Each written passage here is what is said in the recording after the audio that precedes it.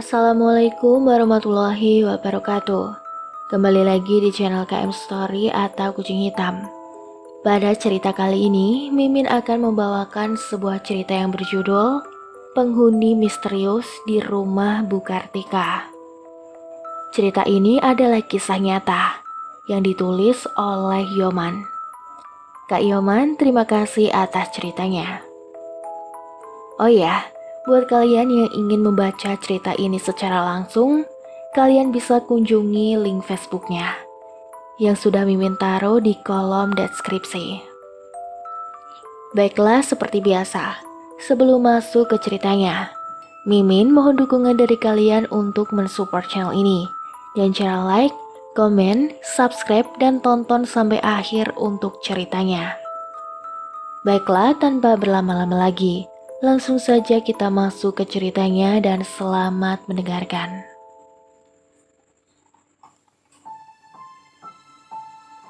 Dengan Pak Yoman? Dengan Pak Yoman ya? Suara seorang wanita menghubungiku melalui telepon selulerku. Benar Bu, maaf, ibu siapa ya? Tanyaku balik. Saya Kartika Pak. Saya dapat nomor Bapak dari seorang teman. Maaf Pak, saya pengen minta tolong. Terdengar suara seorang wanita di telepon agak bergetar. Apa yang bisa saya bantu Bu? Kataku lagi. Ini Pak, rumah saya sering ada kejadian aneh. Bahkan sering ada penampakan Pak. Kedengaran nada wanita tersebut seperti ketakutan. Teman saya nyuruh menghubungi Bapak. Maaf, syaratnya apa ya Pak? Dan berapa biayanya? Tanyanya lagi. Aku hanya tertawa kecil. Enggak ada syaratnya Bu. Dan Ibu juga tidak perlu bayar apapun. Kataku. Ibu tolong kirim alamat rumah. Mudah-mudahan besok jam 4 sore saya bisa mampir ke rumah Bu. Kataku. Oke Pak, kalau gitu sekarang saya kirim alamatnya.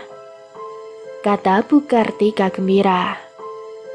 Setelah alamat dikirim dan mengucapkan terima kasih, Bu Kartika pun menutup teleponnya. Kayaknya ini rumahnya, sesuai alamat yang dikirim Bu Kartika kemarin. Gumanku, rumah berlantai 2 bercat pink. Di kanan rumah tersebut terlihat berdempetan dengan rumah tetangga, tapi di sebelah kanannya ada kebun pisang. Aku mengetuk pintu rumah tersebut. Tak lama muncul seorang wanita berkulit putih, berusia kira-kira 40 tahun. Dengan Bu Kartika ya? Tanyaku. Iya Pak. Saya Yoman Bu, yang Ibu hubungi kemarin. Kataku sambil memberikan salam. Oh iya Pak, mari Pak silakan masuk. Kata Bu Kartika terbata-bata. Bu Kartika menghidangkan minuman dan mempersilahkan aku untuk masuk. Bu Kartika memulai ceritanya sambil memperkenalkan dua anak gadisnya yang sudah dewasa. Pak Yoman, kami di rumah ini hanya bertiga. Ini Rina, anak pertama saya, usianya 20 tahun. Dan ini Indri, anak kedua, usianya 18 tahun. Kedua anak Bu Kartika memberikan salam kepadaku. Terus, apa yang terjadi di rumah ini, Bu? Tanyaku. Kalau yang di sini, di ruang tamu ini, pernah vas bunga bergeser sendiri. Rina juga lihat lukisan jatuh sendiri. Terang Bu Kartika. Rina, coba ceritakan sama Om Yoman. Apa yang pernah Rina rasakan di lantai atas? Pinta Bu Kartika pada putrinya. Rina pernah lihat sekelebat wanita berbaju hijau Om. Guman Rina lirih. Kursi juga bergeser sendiri. Kadang-kadang pintu juga susah dibuka, seperti ada yang mengganjal. Wajah gadis itu seperti ketakutan, matanya melirik ke atas. Sekarang, Indri katakan apa yang Indri rasakan di lantai bawah. Bu Kartika melirik pada putri keduanya. Lantai bawah? Tanyaku. Bukankah rumah ini hanya 2 lantai, Bu? Kataku setengah terkejut. Kalau dilihat dari jalan, memang kelihatan rumah ini lantai 2, Pak. Terang Bu Kartika. Kontur tanah ini sebelumnya dalam dari pinggir jalan. Jadi sekalian kami bikin kamar bawah tanah yang tidak kelihatan dari jalan. Jelas dari Bu Kartika. Oh, gumanku. Apa yang pernah Nak Indri rasakan di bawah? Tanyaku kepada Indri, putri kedua dari Bu Kartika. Indri menoleh kepada ibu dan kakaknya. Kelihatan dia ragu-ragu dan ketakutan. Katakan saja, Nak, Pak Yoman akan bantu kita kok, kata Bu Kartika sambil memeluk putrinya. Indri menoleh kepadaku sambil menghela nafas. Dia pejamkan mata. Tangannya gemetar. Di bawah, Indri pernah lihat. Di tangga turun menuju kamar bawah, Indri pernah melihat darah, Om. Dan di kamar bawah, Indri melihat makhluk hitam besar. Makanya Indri takut kalau ke bawah sendiri. Apalagi kalau malam disuruh ke bawah. Lebih baik Indri dimarah daripada harus turun, kata Indri sambil tangannya menggenggam tangan mamanya. Kita coba sekarang, biar tahu ada apa dengan rumah ini, kataku. Sekarang, Pak? Tapi kan kita tidak ada persiapan apapun. Saya lihat Bapak juga tidak bawa apa-apa. Dan hari ini juga masih terang, kata Bu Kartika keheranan. Aku pun hanya tersenyum. Ya, persiapan saya memang seperti ini. Saya hanya perlu salah satu dari putri ibu sebagai media. Nanti saya akan mencoba memasukkan penghuni gaib, kalau ada, ke badan media, biar bisa berkomunikasi. Jadi putri ibu sendiri nanti yang akan mengatakan semua yang ada di rumah ini. Jadi kan, gimana ya, ibu kan percaya kalau yang mengatakan putri ibu sendiri. Kalau saya sendiri yang mengatakan bahwa rumah ini ada setan, tuyul, dan sebagainya. Karena ibu tidak bisa melihat, bisa saja ibu bilang saya bohong, kataku menerangkan. Karena banyak orang pintar lain yang sering ngintai rumah Anda. Ada begini, ada begitu. Jadi yang punya rumah takut, akhirnya disuruh ritual macam-macam, kataku tersenyum. Sekarang siapa yang mau jadi medianya? Kataku bertanya kepada mereka. Rina dan Indri menunduk ketakutan, takut diminta untuk jadi media. Gak apa-apa jadi media, semua nanti terlibat. Mama kalian nanti akan memegang kalian biar tidak jatuh. Yang tidak jadi media pakai HP-nya untuk memvideokan, kataku. Yaudah nih Rina, ayo Rin, kata Bu Kartika. Iya Kak. Indri nyogok-nyogok kakaknya, biar mau sambil senyum-senyum. Ayo Rin, sini. Om jaga kok, tenang aja, aman, kataku. Muka Rina cemberut kayaknya juga seperti pengen nangis. Tapi akhirnya Rina menganggukkan kepalanya. Bener ya Om, gak apa-apa. Iya bener, Om jamin, kataku. Kita mulai dari lantai atas dulu. HP udah di bawah. Udah om, ini, kata Indri sambil menunjukkan HP-nya. Ayo Bu, kita ke ruang atas. Aku mempersilahkan Bu Kartika jalan lebih dulu untuk menunjukkan ruang atas, diikuti Indri, Rina, dan aku paling belakang. Ada 2 kamar tidur di ruang atas. Di antara kamar tersebut ada gang untuk menuju balkon. Aku mencoba melihat dari balkon, kelihatan pemandangan di depan rumah. Enak ya ngopi di sini, anginnya sejuk, kataku. Ada kursi dan meja untuk santai di sana. Meja dan kursi ini yang sering bergerak sendiri, Pak, kata Bu Kartika. Rina juga sering lihat wanita berbaju hijau duduk di sini, Om. Rina menimpali. Oke, kita mulai kalau gitu. Rina, duduk di kursi ini ya, kataku sambil membimbing Rina duduk. Indri, video ini semua.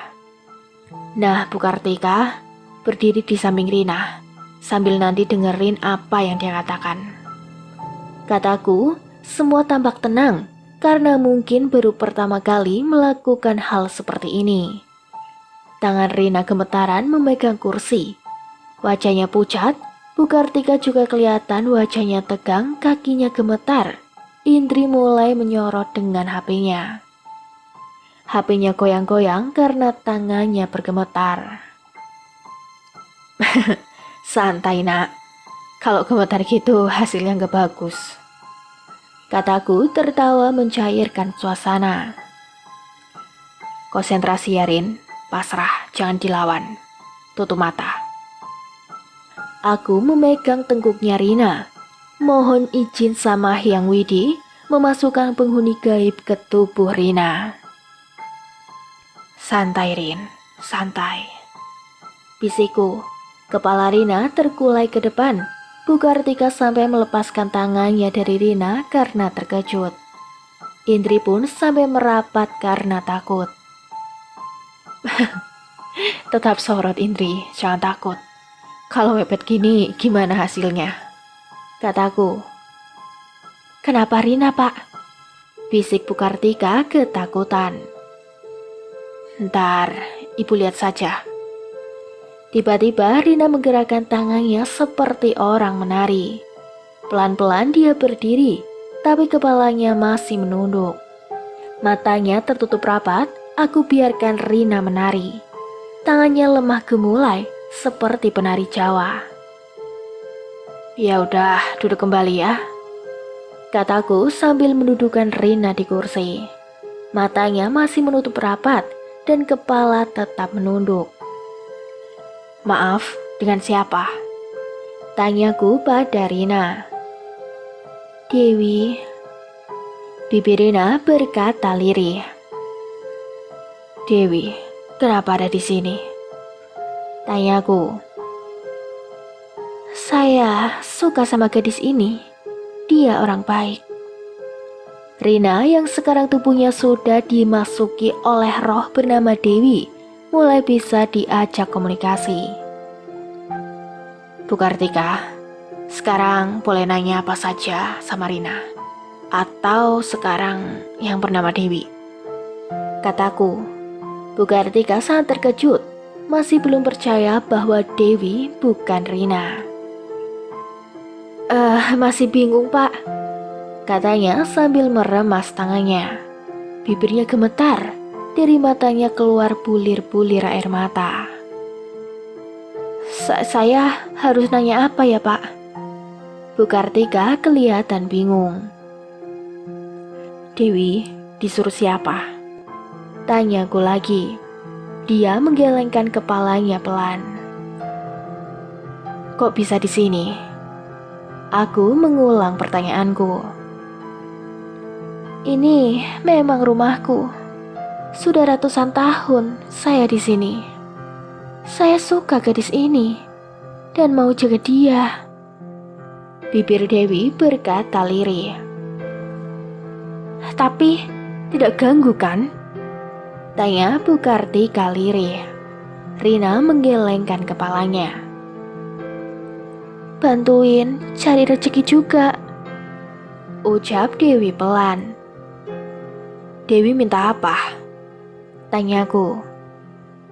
Kopi, jawabnya pelan. Ada minta yang lain? Dewi menggelengkan kepalanya. Tiap pagi, Dewi menganggukkan kepala. Taruh di mana? Dewi menaruh tangannya di atas meja. Ada yang pengen ibu tanyakan lagi? Tanyaku kepada Bu Kartika. Enggak, Pak. Indri, mau tanya? Enggak, Om. Kata Indri, tangannya tetap memegang HP. Ya, kalau nggak ada yang ditanyakan lagi, saya akan kembalikan Rina lagi ya. Kataku, aku memegang tengkuk Rina, memohon pada Hyang Widi agar Rina kembali seperti semula. Kepala itu kembali menunduk.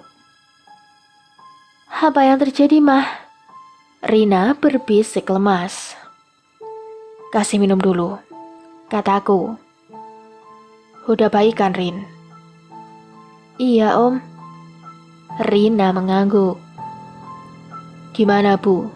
Kita cerita dulu ke Rina atau lanjut ke lantai bawah dulu? Tanyaku pada Bu Kartika. Lanjut aja dulu, Pak, kata Bu Kartika sambil memeluk Rina. Sekalian kita turun ya, kata Bu Kartika. Aku menyuruh Rina berdiri di anak tangga pertama yang menuju ke bawah.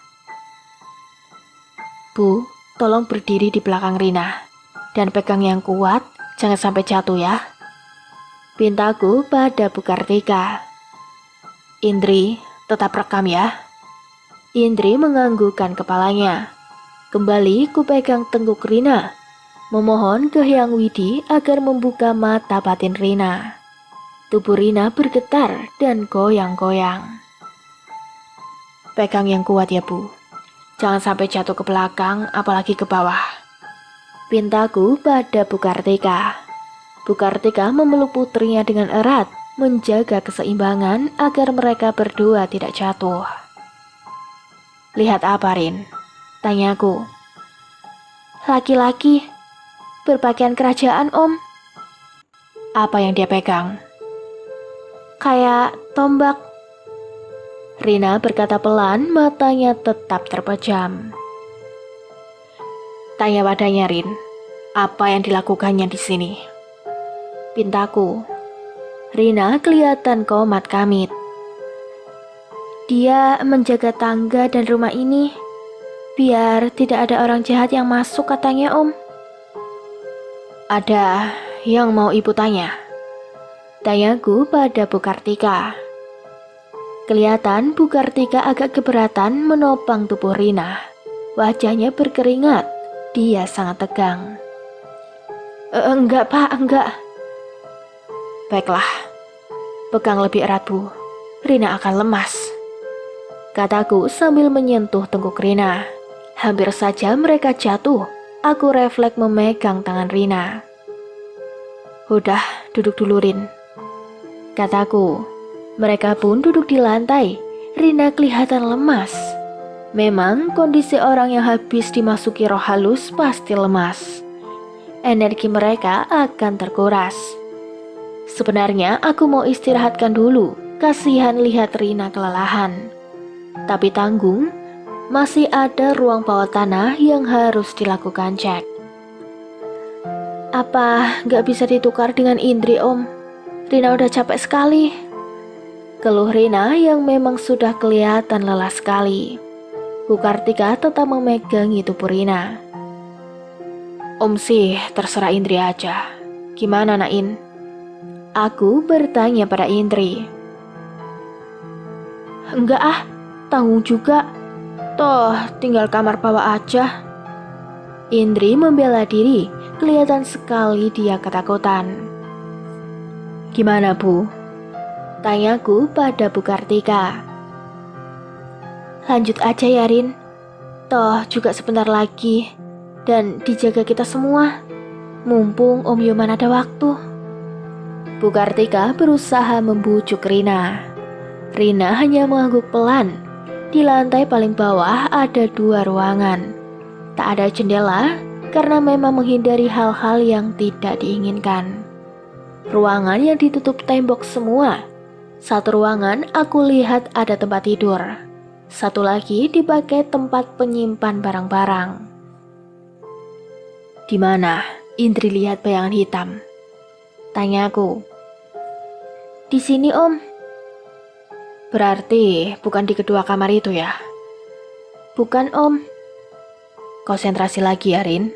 Ibu tetap pegang Rina. Pintaku pada Bu Kartika. Aku memegang tengkuk Rina, memohon pada leluhur. Meminjam tubuh Rina sebagai media berinteraksi dengan makhluk gaib yang ada di ruangan ini. Kepala Rina tertunduk lemas kembali, matanya terpejam. Sesaat kemudian, kepala itu sudah tegak lagi.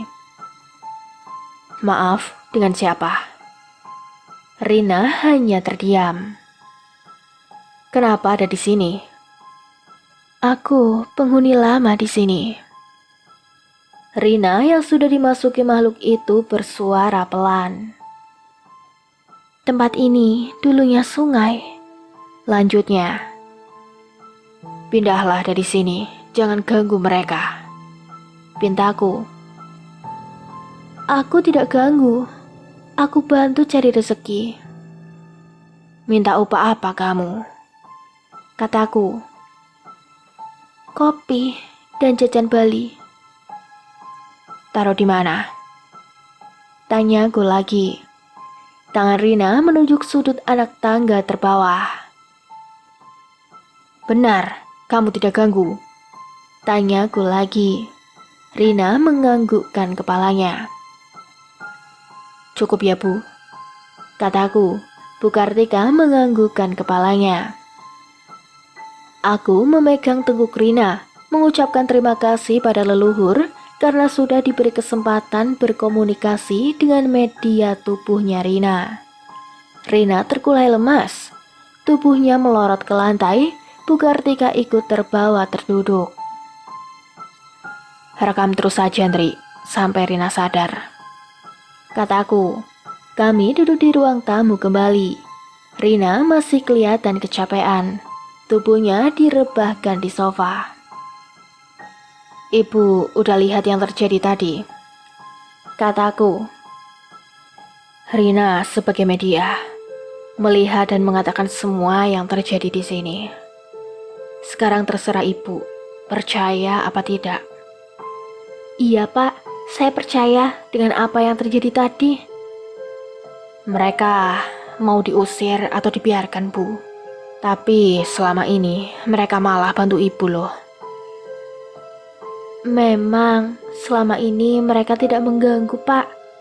Bahkan kami dibantu. Warung kami lumayan laris, Pak. Tidak pernah ada gangguan apapun.